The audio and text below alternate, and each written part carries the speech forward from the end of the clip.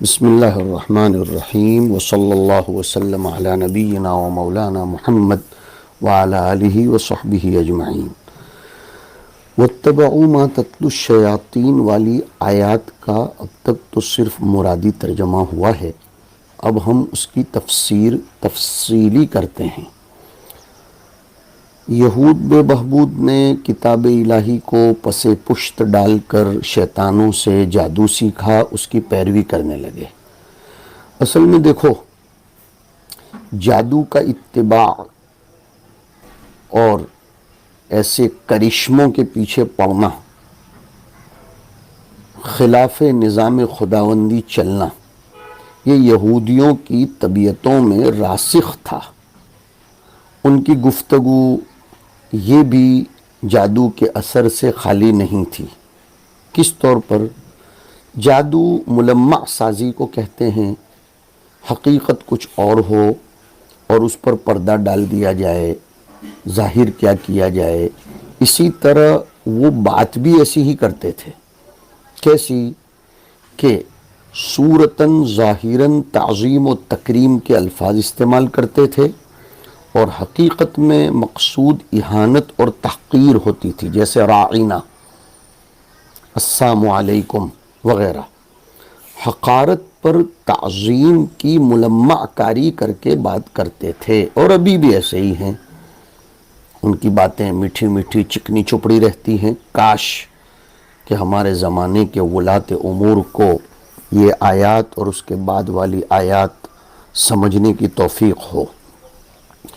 حضور پاک صلی اللہ علیہ وسلم سے ہم کلام ہوتے تھے تو نالائق راعینا سے خطاب کرتے۔ اس کا ظاہری معنی تو بہت اچھا لگتا ہے، راعی، رعا یراعی مراعاتن سے امر کا صیغہ ہے کہ ہماری طرف بھی نظر کرم ہو، ہماری رعایت کیجئے۔ لیکن وہ لوگ اس سے بہت گندا اور فاسد معنی مراد لیتے تھے، بمعنی راعینا۔ راعی چرواہے کو کہتے ہیں، یہ ہمارے چرواہے، نعوذ باللہ۔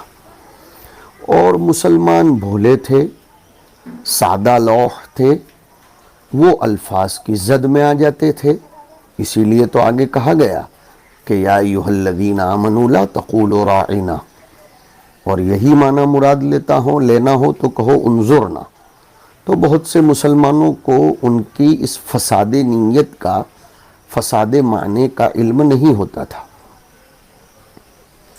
اس سے سبق ملتا ہے کہ یہود پر کبھی اعتماد نہیں کرنا چاہیے۔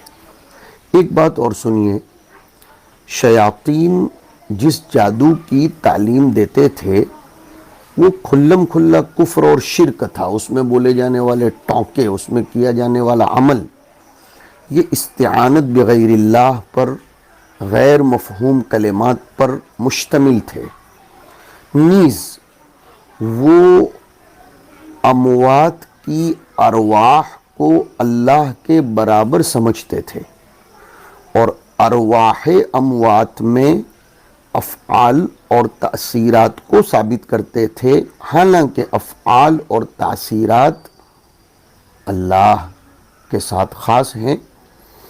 اور ان ارواح کی مدح سرائی اور ثنا میں ایسے منتر پڑھتے تھے جیسے کہ اللہ کے احاطے قدرت، اس کی تعظیم اور اس کی تکریم کو ظاہر کرنے کے لیے کلمات پڑھے جاتے ہیں۔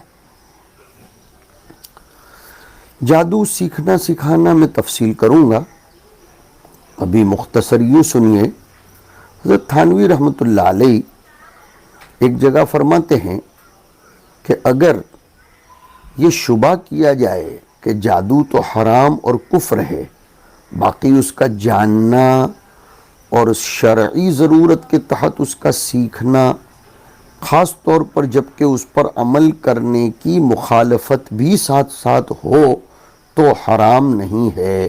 جیسے سور اور کتے کا گوشت کھانا حرام ہے، لیکن اس کی خاصیتوں کو معلوم کرنا، اس کو بیان کرنا حرام نہیں۔ اسی لیے اللہ جزائے خیر دے، یہ میں کہہ رہا ہوں۔ حضرت تھانوی لکھتے ہیں کہ فقہا نے کلمات کفریہ کے لیے ایک مستقل باب باندھا ہے، تاکہ معلوم ہو جائے کہ کن باتوں کے بولنے سے کفر ہوتا ہے، ایمان چلا جاتا ہے۔ فلسفے کے بہت سے مسائل فی نفسی ہی کفر ہیں، لیکن اس کو سکھانا کفر نہیں ہے، اگر نیت یہ ہو کہ اس کی حقیقت معلوم کر کے اس کا جواب دیا جا سکے۔ سلیمان علیہ السلام کے زمانے میں شیاطین اور جنات اس لیے تھوڑا جادو کرتے تھے کہ وہ اس کی مخالفت بھی کرتے تھے، اس طرح تھوڑا جادو سکھاتے تھے، نہیں۔ ان کے زمانے میں شیاطین اور جنات ان کے اپنے معمول اور دیے ہوئے اختیار خداوندی کے مطابق آسمان تک چڑھتے، فرشتوں میں آپس میں جو احکام الہیہ کا تذکرہ ہوتا اس کو غور سے سنتے، جیسے سورہ جن میں آیا، اور جب ان کو معلوم ہو جاتا کہ فلاں تاریخ کو فلاں وقت میں یہ حادثہ یا یہ بات دنیا میں پیش آئے گی جو فرشتوں کے آپس کے مکالمے سے جانتے، تو وہ پھر زمین پر آ کر کاہنوں اور نجومیوں کو ان واقعات کی اطلاع کر دیتے، تخطف سمع کر کے۔ آپ حضرات ششم پڑھتے ہو، اس لیے معذرت ہے کہ کچھ الفاظ ضرور اصطلاحی اور اشاری استعمال کرنے پڑتے ہیں۔ یہ کوہان اور یہ نجومی اس میں کچھ سچ کچھ جھوٹ اپنی طرف سے ملا کر لوگوں کو بتاتے، اور لوگ ان باتوں کو اپنی کتابوں کاپیوں میں لکھ لیتے۔ بتدریج دھیرے دھیرے بنی اسرائیل نے اس کو عقیدے کی شکل میں اختیار کر لیا کہ جنات اور شیاطین غیب جانتے ہیں۔ اس زمانے میں بھی کہ موکل نے ہمیں یہ خبر دی کہ 2 سال بعد یہ ہونے والا ہے وغیرہ ہونے والا ہے۔ سلیمان علیہ السلام کو جب اس بات کی اطلاع ہوئی تو آپ نے اس قسم کی ساری کتابوں کو جس میں یہ لوگ سب جمع کر کے لکھ لیتے تھے، سب چھاپا مار کے جمع کروائی، ایک صندوق میں رکھ کے اپنے تخت کے نیچے کرسی کے نیچے دفن کر دیا، اور لوگوں میں اس قسم کی کفر آمیز باتیں کہنے کی سخت دھمکی کے ساتھ ممانعت کروا دی۔ چنانچہ سیدنا سلیمان علیہ السلام کی وفات کے بعد جناتوں اور شیطانوں نے جاہلوں کو دوسرے طریقے سے اکسایا، اور وہ جو کتابیں بیاضیں سلیمان علیہ السلام نے قوم کو بچانے کے لیے اور قوم کی طرف سے جمع کردہ جادو، دفن شدہ کتابیں، یہ شیاطین نے جناتوں نے نکلوائی اور پھر اکسایا، غلط رہنمائی کی، زخرف القول، کہ انہی کتابوں کی بدولت تو سلیمان جناتوں اور انسانوں پر حکومت کرتے تھے۔ واہ یا آہ جو بھی کہیے، وہ لوگ بس اس کے پیچھے پڑ گئے کہ جب ان چیزوں کے صدقے تو فعل حکومت ہوتی ہے تو ہم کیوں انہیں نہ سیکھیں تاکہ ہم میں بھی اقتدار نصیب ہو۔ اس میں ایک بات آئی ہے، وَمَا أُنزِلَ عَلَى الْمَلَكَيْنِ بِبَابِلَ ہاروت و ماروت۔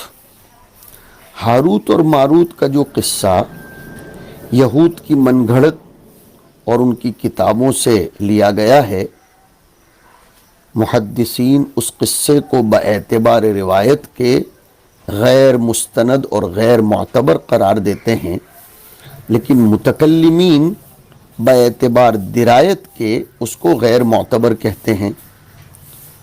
امام رازی رحمۃ اللہ علیہ نے شد و مد سے اس قصے کا انکار کیا، اس لیے کہ وہ قصہ اصول دین کے خلاف ہے۔ کس طور پر؟ کہ فرشتے معصوم ہیں، اور وہ کیسے ایسا کر سکتے ہیں، میں ابھی اس کی تفصیل کروں گا، پہلے اجمالی معلومات سنیے۔ پھر جو زہرہ ستارے کا تذکرہ آتا ہے تو وہ ایک مشہور ستارہ ہے جو بدایت خلق عالم سے موجود ہے۔ بعض مفسرین نے ہاروت و ماروت سے متعلق، جیسے میں نے ذکر کیا، ایک طویل قصہ زہرا ستارے کا نقل کیا ہے، جس کا دار و مدار بنی اسرائیل کے روایات پر اور انہی کی کتابوں پر ہے، کسی معتبر روایت سے ثابت نہیں۔ مفسر علام حافظ ابن کثیر دمشقی نے یہی لکھا ہے کہ محققین کے نزدیک ہاروت و ماروت کا قصہ کوئی صحیح مرفوع متصل حدیث سے حضور اکرم علیہ الصلاۃ والسلام سے ثابت نہیں ہے، اور نہ ہی قرآن کریم میں اس کی کوئی تفصیل ہے۔ اس لیے ہمارا ایمان اتنا ہونا چاہیے بچوں کہ جتنا قرآن میں ہے بس اتنا صحیح اور درست ہے، باقی اسرائیلیات، ادھر ادھر کے حفوات و ہذیانات، حقیقت حال ان کی اللہ ہی کو معلوم ہے۔ جہاں تک ان آیات کی تفسیر کا تعلق ہے، وہ ہاروت و ماروت کے قصے کے سمجھنے پر موقوف ہی نہیں ہے۔ وہ تو اتنی ہے جتنی میں نے ترجمے میں بھی آپ کو سکھا دی کہ ہاروت و ماروت دو فرشتوں کے نام ہے۔ ان کو تو صرف اس لیے اتارا گیا تھا تاکہ وہ رفع اشتباہ کریں، معجزہ اور سحر کے درمیان جو خلط ملط کیا جا رہا تھا اس کو دور کر کے لوگوں کو حقیقت سنائیں۔ سوال یہ ہوتا ہے کہ رفع اشتباہ کے لیے اور خلط بین المعجزہ والسحر کے دفع کے لیے فرشتوں کو اتارنے کی ضرورت کیوں پڑی؟ انبیاء کو کیوں نہیں اتارا گیا؟ جواب واضح ہے۔ ایمپائر کوئی تیسرے ملک کا ہوتا ہے، جن دو ملکوں میں آپس میں میچ ہوتی ہے اس میں سے کسی ایک کا بھی نہیں ہوتا۔ جن دو لوگوں کا مقابلہ ہوتا ہے، حکم کوئی تیسرا ہوتا ہے۔ تو یہاں اب اس کو لاگو کرو کہ خود انبیاء فریق تھے ساحرین کے، تو اب مقابلہ انبیاء اور ساحرین کے بیچ میں تھا، تو نبیوں کو کیسے حکم بنایا جاتا اس فیصلے کے لیے کہ یہ جادو ہے اور یہ معجزہ ہے؟ فصل کرنا مقصود تھا۔ انبیاء ایک فریق اور ساحرین ایک فریق، حکم تو فریقین کے علاوہ ہی ہونا چاہیے۔ دوسری وجہ یہ بھی ہے کہ بہت زوردار وجہ ہے کہ معجزہ اور سحر کے درمیان کے خلط ملط کو دور کرنے والے کام کی تکمیل اقوال سحریہ کی نقل و حکایت کے بغیر ممکن نہیں ہے، اور انبیاء چونکہ مظہر ہدایت ہیں تو ان سے نقلاً بھی اقوال کفریہ کا کام لینا غیر مناسب تھا۔ اگرچہ نقل کفر نباشد، لیکن نبیوں کی شایان نشان یہ کام نہیں ہے، اس لیے فرشتے تجویز کیے گئے تاکہ تکوینی و تشریعی دونوں امور میں ان سے کام لیا جائے، یعنی ہاروت و ماروت سے۔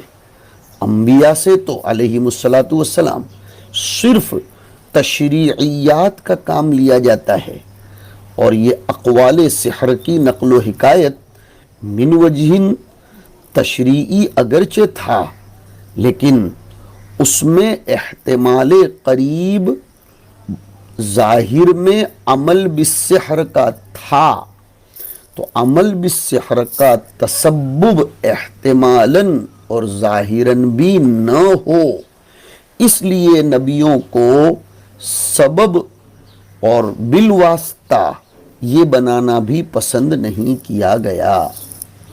البتہ توجہ دیں گے، کلیات شرعیہ سے ان حضرات سے بھی اس مقصود کی تکمیل کر دی گئی، یعنی نبیوں سے۔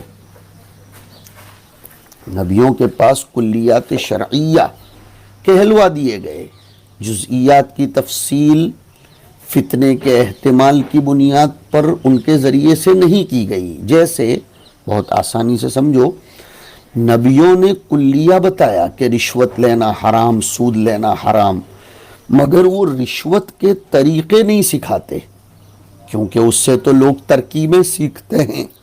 آج کل آپ دیکھتے ہیں کہ مفتیان کرام، علماء عظام شکر اللہ سعیہم، جب کچھ شکلیں، کچھ شقیں حرمت سود کی بتلاتے ہیں، اشکال مختلفہ متعددہ، تو آپ نے دیکھا ہوگا جہال اور عوام پھر یہ کہتے ہیں بھائی فلاں جو طریقہ ہے وہ تو ان شقوں میں داخل نہیں ہے، لہذا وہ حلال ہونا چاہیے.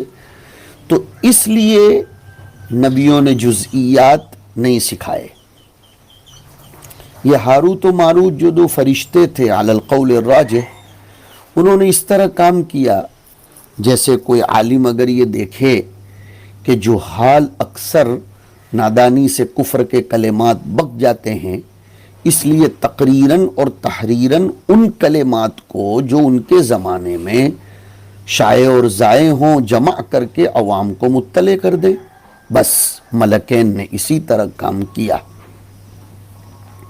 اور وہ کام میں دوبارہ دہراتا ہوں رفع اشتباہ کے لیے اور دفع خلط بین المعجزہ والسحر کے لیے تھا، نہ کہ حقیقت میں تعلیم سحر کے لیے تھا. تبھی تو قرآن کریم کہتا ہے کہ وہ سکھانے سے پہلے کہہ دیتے تھے انما نحن فتنۃ فلا تکفر. اب موٹی موٹی بات جادو کے بارے میں بتاتا ہوں، پھر تھوڑی سی تفصیل بھی کریں گے. سحر لغت میں مخفی چیز کو کہتے ہیں. سحر صبح کی پو پھوٹنے سے پہلے جو صبح صادق کا وقت ہوتا ہے، ہم سحری جس کو کہتے ہیں، وہ بھی مخفی ہوتی ہے، اس لیے اس کو سحر کہتے ہیں. تو سحر مخفی چیز کو کہتے ہیں. اصطلاح میں سحر کہتے ہیں ہر وہ اثر خفی جس کا سبب شیاطین، مسمریزم یا نظر بندی ہو، چاہے وہ اسباب خفیہ محسوسات میں سے ہوں یا وہ اسباب معنوی ہوں. محسوسات میں سے ہوں مثلا مقناطیس اور دواؤں کے ذریعے نظر بندی کی جائے. اسباب معنوی ہوں جیسے جنات و شیاطین مسمرزم کے کلمات بولتے ہیں. شریعت میں سحر اور جادو اسے کہتے ہیں جس میں شیاطین کو خوش کر کے ان سے مدد لی جائے. ما یستعان فی تحصیلہ بالتقرب الی الشیاطین مما لا یستقل بہ الانسان. صاحب بیضاوی نے اس کی تعریف یہ کی ہے، قاضی بیضاوی نے.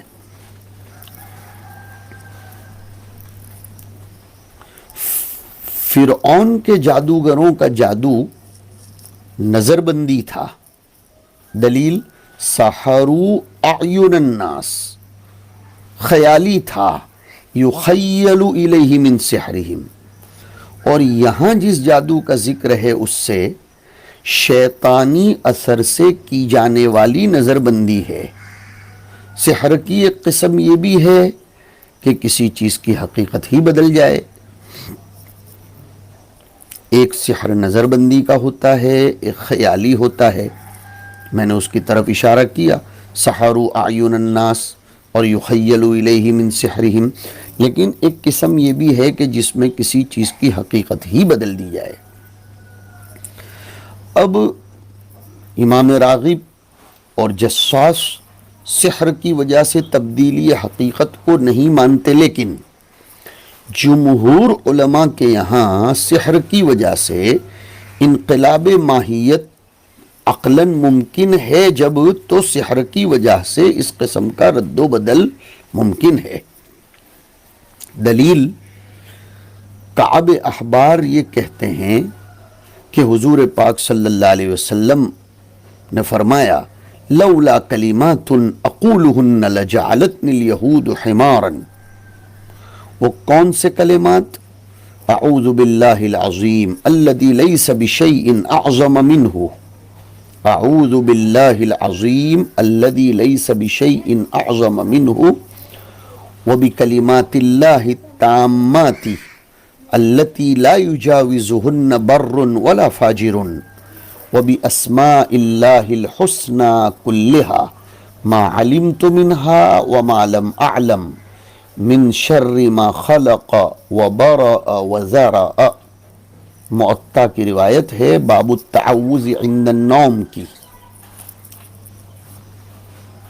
یہاں یہ جو لفظ آیا کہ اگر یہ چند کلمات میں روزانہ نہ پڑھتا پابندی سے تو یہودی مجھے گدھا بنا دیتے.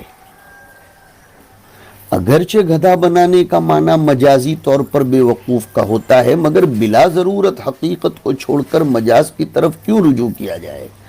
تو حقیقی اور ظاہری مفہوم اس کا یہی ہے کہ اگر میں روزانہ یہ کلمات نہ پڑھتا پابندی سے تو یہودی جادوگر مجھے گدھا بنا دیتے. اس سے سمجھ میں آتا ہے کہ جادو میں تبدیلی ماہیت بھی حق تعالی شانہ نے رکھی ہے. مزید بہت سی تفاصیل، جادو سیکھنے کا حکم کیا ہے، سکھانے کا حکم کیا ہے، اس کے ضمن میں تعویذ وغیرہ بنانے کا حکم کیا ہے، انشاءاللہ ہم آئندہ نشست میں 45ویں قسط میں بیان کریں گے. وصلی اللہ علی النبی الکریم.